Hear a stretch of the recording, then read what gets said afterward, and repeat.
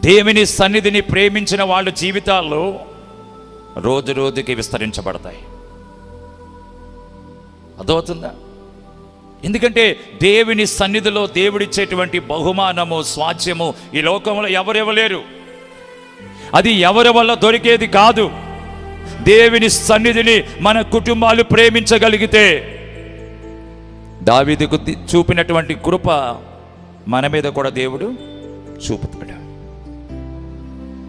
దేవుని సన్నిధిని ప్రేమించినటువంటి కుటుంబాలు ఒలీవ మొక్కల వలె అభివృద్ధి అవుతాయి, ఖర్జూర వృక్షం వలె అభివృద్ధి అవుతాయి, నీటి కాలువ పక్కన నాటబడిన మొక్క వలె ఫలిస్తాయి. వాళ్ళు అనుకున్న కార్యాలు కూడా సఫలీకృతం అవుతాయి.